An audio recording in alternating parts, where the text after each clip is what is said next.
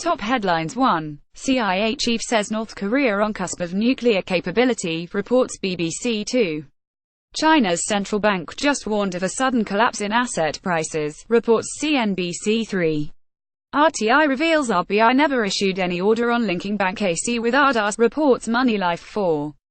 ECB says cryptocurrencies like Bitcoin are not mature enough to regulate, reports CNBC. 5. Goldman Sachs says Bitcoin is not the new gold, reports CNBC. 6. With an eye on tourism, Modi promises infra boost in Uttarakhand. 7. Ambit Capital expects budget 2018 to be prepare, anti-light. 8. Solicitor General Ranjit Kumar resigns citing personal reasons even as banks are on an overdrive to push customers to link their aadhaar numbers to bank accounts on the threat of suspending accounts. The Reserve Bank of India (RBI) has told us that it has never issued any such directions. This was in response to a Right to Information (RTI) Act application filed by MoneyLife. The RBI's emphatic RTI response makes it clear that the decision is entirely that of the central government. Responding to a specific query on providing copy of the file along with file notings regarding mandatory linking of aadhaar number with bank accounts, the Reserve Bank stated it has not issued any instruction so far regarding mandatory linking of aadhaar number with bank accounts. When explicitly asked if RBI had taken permission from the Supreme Court for mandatory linking of bank accounts with aadhaar number, especially when the Apex Court had restricted its usage for 6 schemes, the Reserve Bank stated that it has not filed any petition before the SC. Also read 4 deadlines for aadhaar linking that you must not miss. George W. Bush issued a sharp denunciation of bigotry, white supremacy and falsehood, in what was seen as a clear rebuke of politics in the age of President Donald Trump, reports AFP. The twat-term former president warned that the coarsening of the national tone and divisive themes are threats to American democracy. Bigotry seems emboldened. Our politics seems more vulnerable to conspiracy theories and outright fabrication, Bush said. Though he did not mention Trump by name, Bush offered an implicit rebuke of the current administration and the controversial politics that emboldened millions of voters who swept Trump to victory last November. Bigotry or white supremacy in any form is blasphemy against the American creed, Bush stated, 2 months after Trump said both sides were to blame when a neo-Nazi rally in Virginia turned violent. Breaking, Shiv Sena claims MSRTC strike to end soon, following Uddhav's intervention at Viniv DVC. With more details, pic.twitter.com C2SA2 News 18 at Snooze 18 October 20, 2017. Breaking, miffed by a life ban, Sreesanth hints at playing cricket for another country at Cricketwallah. With more details, pic.twitter.com Zawan News 18 at Snooze 18 October 20, 2017. The Spanish government has secured opposition support to dissolve Catalonia's parliament and hold new elections there in January in an effort to defuse the regional government's push for independence, reports Reuters. The main opposition socialists said on Friday they would back a package of extraordinary measures to impose central rule on the region, whose threat to break away has unsettled the euro and hurt confidence in the eurozone's fourth-largest economy. Prime Minister Mariano Rajoy, who wanted the socialists' support in order to present a united political front against the secessionist Catalan government, will hold a special cabinet meeting on Saturday to start a process of imposing direct rule. It would be the first time in Spain's 4 decades of democracy that Madrid will have invoked the constitution to effectively sack a regional government and call new elections. The centre has granted green clearance for a greenfield airport project at Hirazar, about 28 kilometres from Rajkot in Gujarat, at a cost of over 1,400 crore rupees, reports PTI. The state government has proposed a new airport in Rajkot district as the existing one is small and the earlier plan to extend the current runway could not materialise because of high land cost. The Environment Ministry has given the environment clearance to the Gujarat State Aviation Infrastructure Company GSAICL for development of a greenfield airport at Rajkot, a senior government official said. The green clearance given to the project, after taking into account the ministry's expert panel, is subject to certain riders, the official said.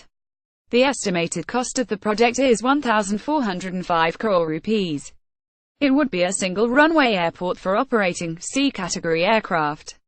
The proposed project will be built in an area of 1,025.54 hectare, of which 96.48% is government land.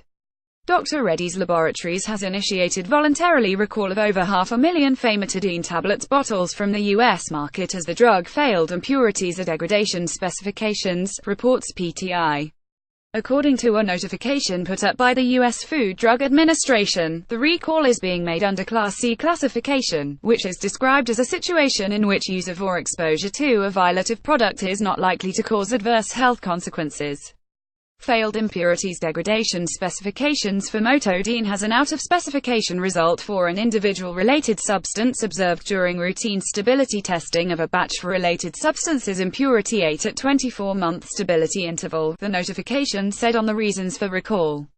As many as 69,376 bottles of famotidine tablets, 10 mg belonging to multiple lots packaged in 30 count, are being recalled nationwide.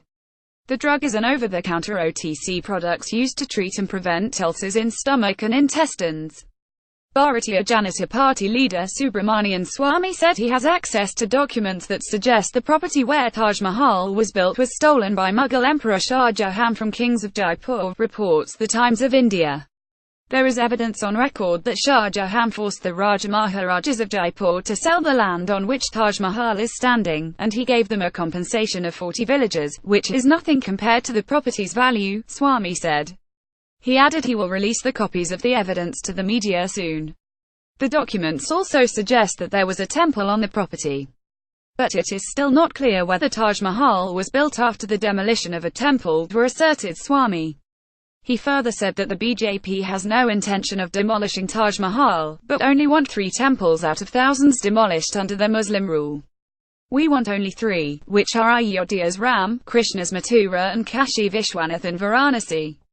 These 3, once they are restored, we won't be concerned about the remaining 40,000, said Swamy. Picture courtesy CNN News. 18 regulator SEBI has banned Grassroot Finance Investment Company India and 13 others from the capital markets for raising funds without complying with the public issue norms, reports PTI.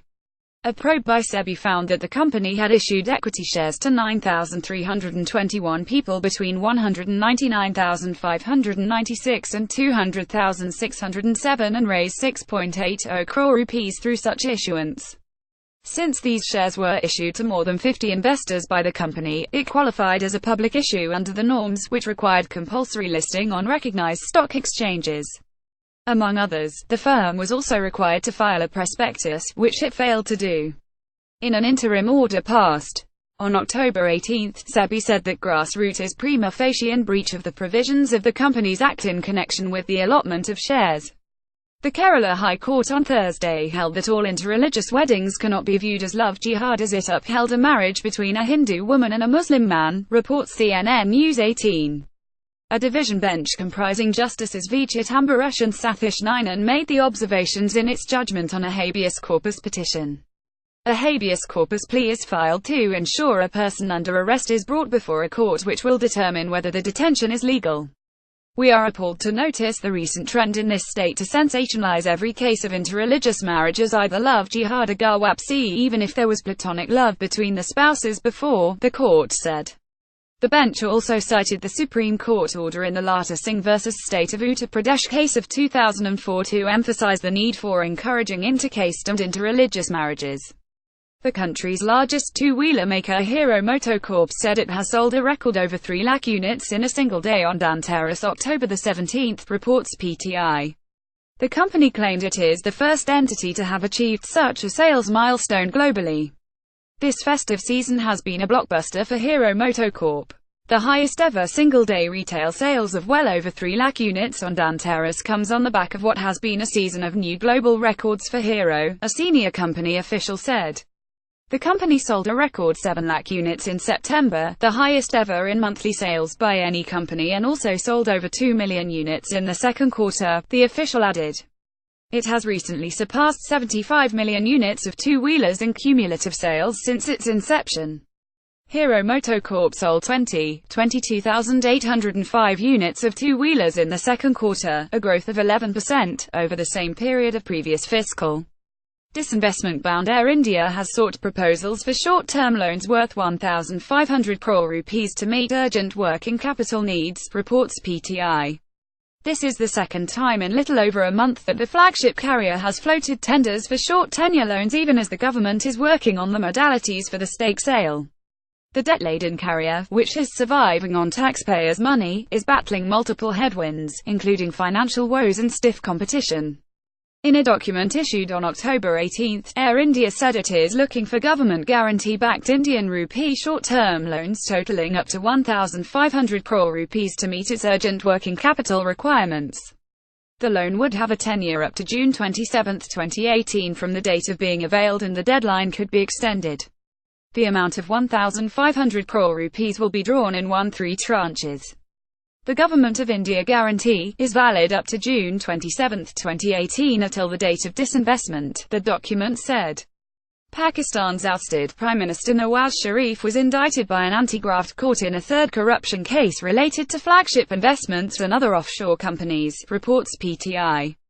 The Accountability Court here charged Sharif in absentia for holding assets beyond his known sources of income, and read out a charge sheet to his pleader Zafir Khan.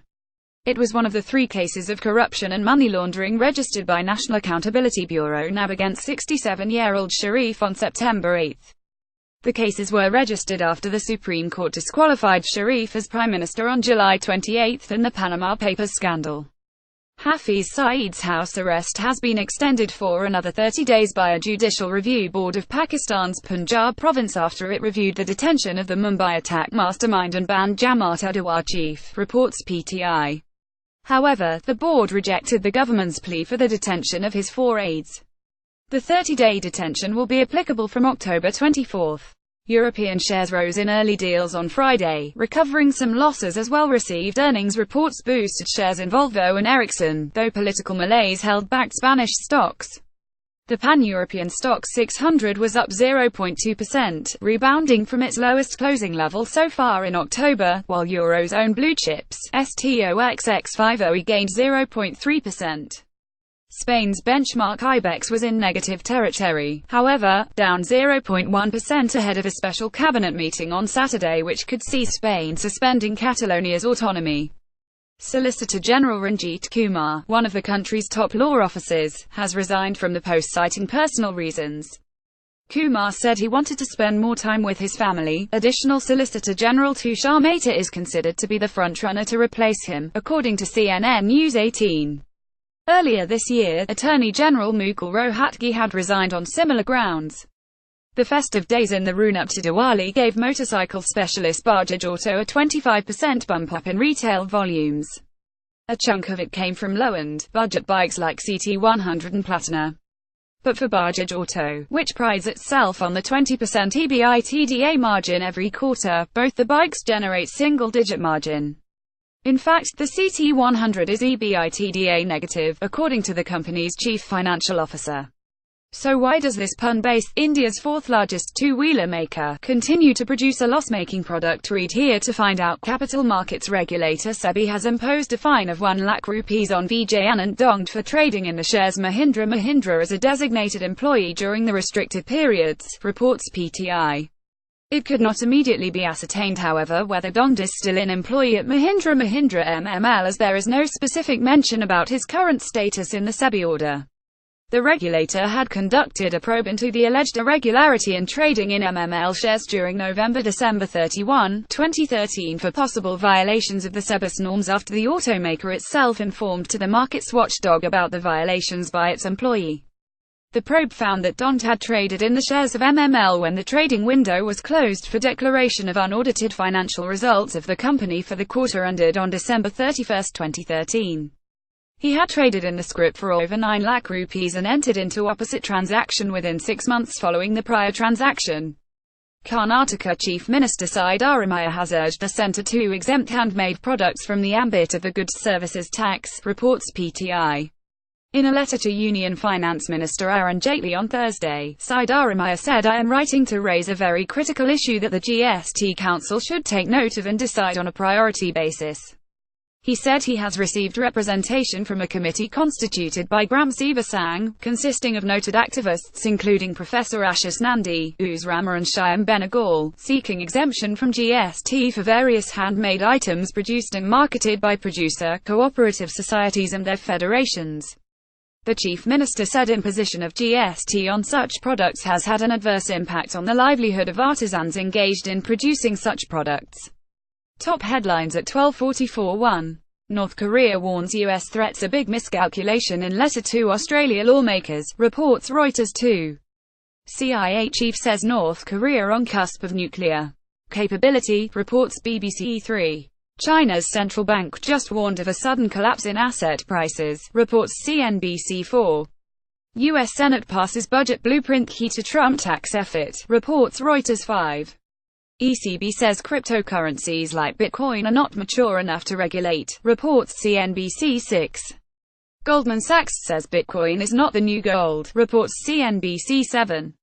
Ambit Capital expects budget 2018 to be anti-light. 8. Solicitor General Ranjit Kumar resigns citing personal reasons. CIA Director Mike Pompeo has warned that North Korea is on the cusp of being able to hit the U.S. with a nuclear missile, reports BBC.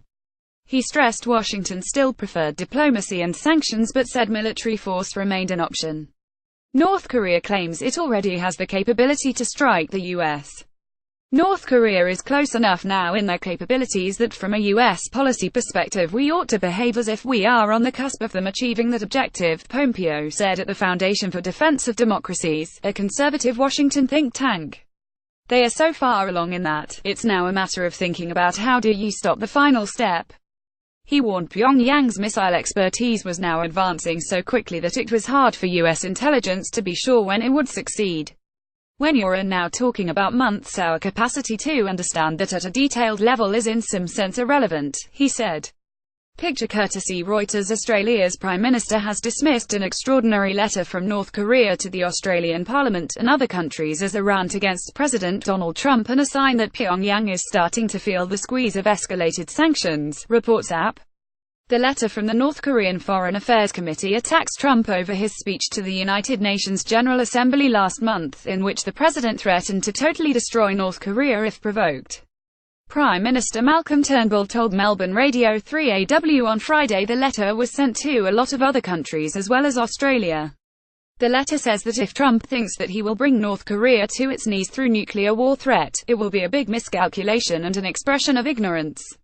Bank of Japan Governor Haruhiko Kuroda said on Friday households were becoming more accepting of price hikes, voicing confidence that inflation would accelerate toward his 2% target without additional monetary stimulus, reports Reuters.